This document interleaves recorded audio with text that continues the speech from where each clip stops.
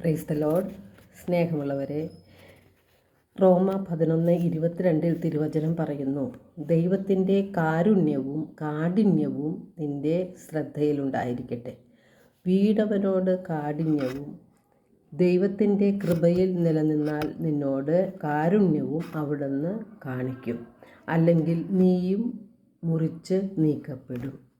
വിശുദ്ധ പൗലോസ്ലീഹ നമ്മെ ഓർമ്മിപ്പിക്കുന്നത് ദൈവത്തിൽ കരുണയും കാഠിന്യവും ഉണ്ട്. യെശയ്യാ 1:19-20 തിരുവചനങ്ങളിലൂടെ കർത്താവ് അരുളി ചെയ്യുന്നു, അനുസരിക്കാൻ തയ്യാറായാൽ ഐശ്വര്യം ആസ്വദിക്കാം, അനുസരിക്കാതെ ധിക്കാരം തുടർന്നാൽ വാളിന് ഇരയാകും. ദൈവത്തിൻ്റെ കൃപയിൽ നാം നിലനിന്നാൽ നമ്മോട് ദൈവം കരുണ കാണിക്കും. എന്നാൽ വീണ്ടും വീണ്ടും പാപം ചെയ്ത് ദൈവത്തിൽ നിന്ന് അകന്നു പോയാൽ നാം വാളിന് ഇരയായി മാറുകയും ചെയ്യും. ദൈവം നമ്മോട് കരുണ കാണിക്കുന്നത് നമ്മെ അനുതാപത്തിലേക്ക് നയിക്കുന്നതിന് വേണ്ടിയാണ്. അനുതപിക്കുന്ന പാപിയെക്കുറിച്ച് സ്വർഗത്തിൽ വലിയ സന്തോഷമുണ്ടാകും എന്ന് തിരുവചനം പറയുന്നുണ്ട്. റോമ 12:3 തിരുവചനം പറയുന്നു, ദൈവം ഓരോരുത്തർക്കും നൽകിയിരിക്കുന്ന വിശ്വാസത്തിൻ്റെ അളവനുസരിച്ച് വിവേകപൂർവം ചിന്തിക്കുവിൻ. റോമ 13:14 തിരുവചനങ്ങളിലൂടെ വിശുദ്ധ പൗലോസ്ലീഹ നമ്മോട് പറയുന്നു, പകലിന് യോജിച്ച വിധം നമുക്ക് പെരുമാറാം.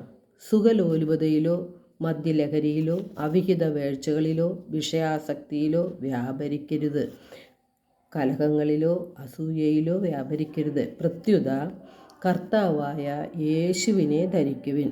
ദുർമോഹങ്ങളിലേക്ക് നയിക്കത്തക്കവിധം ശരീരത്തെപ്പറ്റി ചിന്തിക്കാതിരിക്കുവിൻ.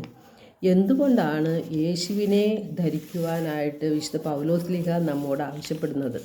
യേശുവാണ് ലോകത്തിൻ്റെ പാപങ്ങൾ നീക്കുന്ന ദൈവത്തിൻ്റെ കുഞ്ഞാട്.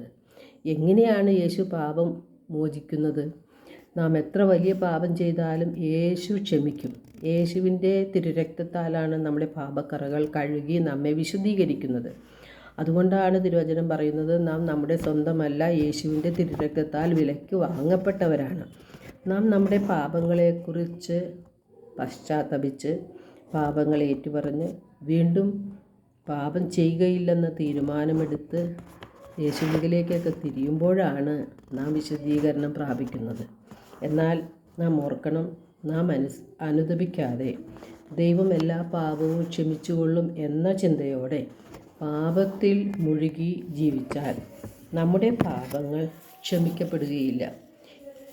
അത് നാം ഓർത്തിരിക്കണം. നമ്മുടെ പാപത്തിന് ഒരു ശിക്ഷയുണ്ട്.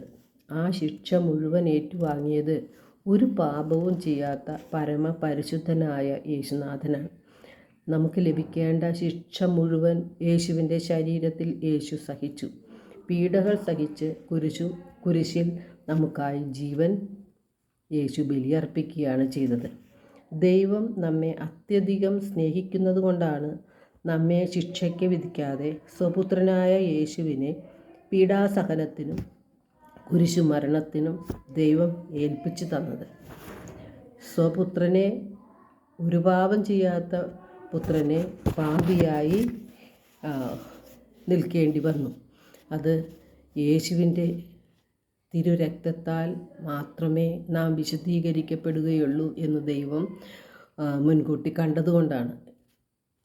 രക്തം ചിന്താതെ പാപമോചനമില്ല, അതും പരമപരിശുദ്ധ രക്തവുമായിരിക്കണം. അങ്ങനെയുള്ള ഒരു രക്തം യേശുവിന് മാത്രമേ ഉള്ളൂ. അതുകൊണ്ടാണ് യേശുനാഥൻ നമുക്ക് വേണ്ടി മരിക്കാൻ തയ്യാറായതും ദൈവം യേശുവിനെ പീഡാസഹനത്തിനും കുരിശുമരണത്തിനും ഏൽപ്പിച്ചു തന്നതും. എന്നിട്ടും നാം യേശുവിനെ സ്വീകരിക്കാതെ, യേശുവിൻ്റെ വചനങ്ങൾ അനുസരിച്ച് ജീവിക്കാതെ, സാത്താൻ്റെ പുറകെ അവൻ പറയുന്നതും കേട്ട് അനുസരിച്ച് നാം ധിക്കാരപൂർവം ജീവിക്കുമ്പോൾ നാം വാളിന് ഇരയാകുക തന്നെ ചെയ്യും. ദൈവത്തിൽ കാരുണ്യത്തോടൊപ്പം കാഠിന്യവുമുണ്ട് എന്ന് നാം ഓർത്തിരിക്കണം. യാക്കോബ് 1:21-22 തിരുവചനങ്ങളിലൂടെ യാക്കോബ് ശ്ലീഹ നമ്മെ ഓർമ്മിപ്പിക്കുകയാണ് നാം എന്താണ് ചെയ്യേണ്ടതെന്ന്. ആകയാൽ എല്ലാ അശുദ്ധിയും വർദ്ധിച്ചു വരുന്ന തിന്മയും ഉപേക്ഷിച്ച് നിങ്ങളിൽ പാകിയിരിക്കുന്നതും നിങ്ങളുടെ ആത്മാക്കളെ രക്ഷിക്കാൻ കഴിവുള്ളതുമായ ജീവൻ്റെ വചനത്തെ വിനയപൂർവ്വം സ്വീകരിക്കുവിൻ. നിങ്ങൾ വചനം കേൾക്കുക മാത്രം ചെയ്യുന്ന ആത്മവഞ്ചകരാകാതെ അത് അനുവർത്തിക്കുന്നവരും ആയിരിക്കുവിൻ എന്ന്. നാം ദൈവത്തിൻ്റെ വചനം സ്വീകരിച്ച് വചനം അനുസരിച്ച് ജീവിച്ചുകൊണ്ട് പാപത്തിൽ നിന്ന് നമുക്ക് ഓടി അകലാം. എല്ലാവർക്കും ഒരു നല്ല ദിനം ആശംസിക്കുന്നു. ദൈവം നമ്മെ ഓരോരുത്തരെയും സമൃദ്ധമായി അനുഗ്രഹിക്കട്ടെ.